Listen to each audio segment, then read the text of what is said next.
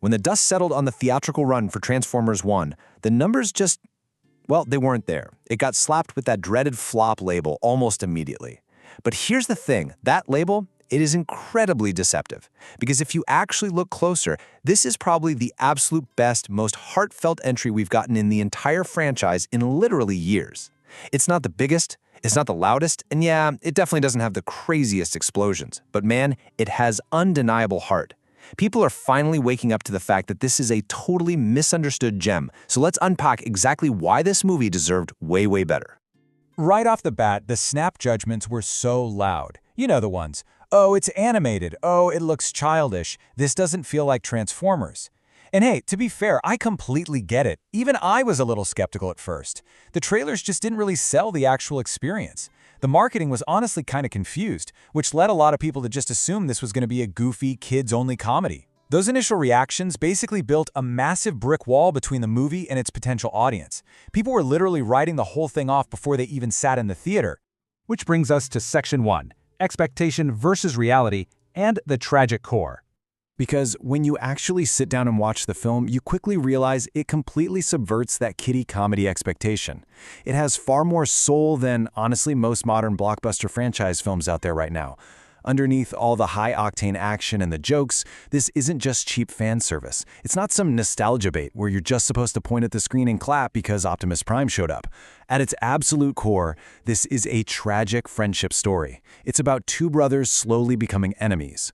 The movie treats characters we already know, Orion Pax and D16, not like plastic action figures, but like actual, breathing individuals with real emotions. You're given the space to understand exactly why they cared about each other, why they trusted each other, and most importantly, why their eventual fallout just hurts so much.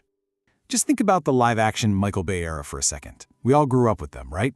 And they had these amazing hype moments, massive scale, crazy sound design. But emotionally, let's be real, they were mostly just giant metal objects punching each other for 2.5 hours. Transformers 1 totally sacrifices that chaotic, non-stop scale to actually slow down. It lets the characters breathe.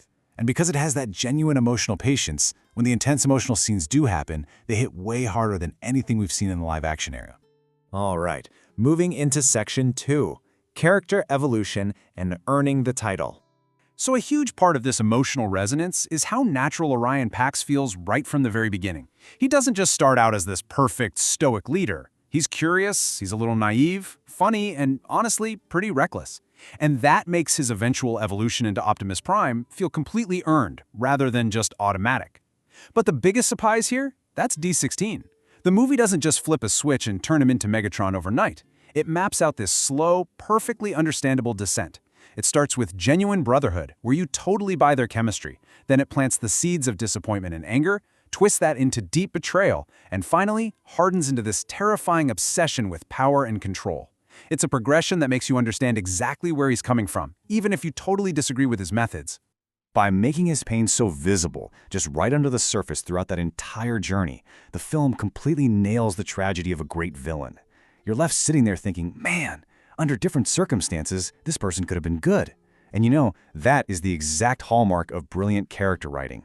It's exactly what makes the second half of the movie hurt so much, because you genuinely enjoyed laughing with them in the first half. Okay, let's look at Section 3, Superior Animation and Authentic Lore.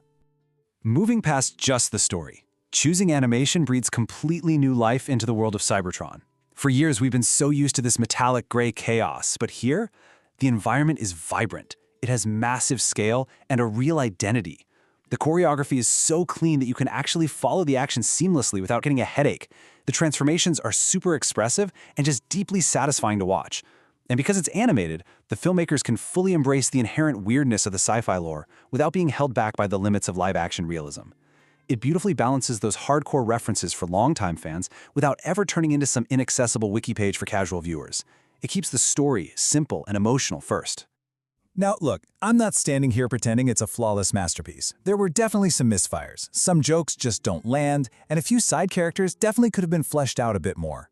But the ultimate killers? Those were poor release timing and a massive failure in marketing that completely hid the emotional sci-fi tone from the public.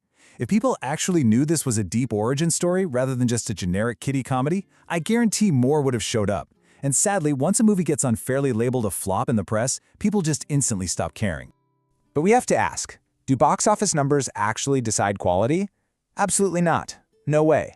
Brand exhaustion or assuming something is just a silly kids movie doesn't erase the incredible quality of what's actually on screen. We really have to remember that some of the absolute best animated movies ever made struggled financially at first. Transformers 1 feels exactly like one of those gems that is going to age beautifully.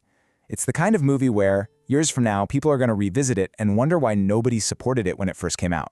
At the end of the day, it all comes down to heart. What stays with you after the credits roll isn't just the flashy action choreography, it's the sincerity. Sincere storytelling instead of corporate, committee-designed content. The emotional weight of seeing two brothers slowly become symbols of ultimate hope and utter destruction elevates this entirely. Audiences can feel genuine sincerity, and it's what makes this, without a doubt, one of the most emotionally satisfying Transformers stories ever told.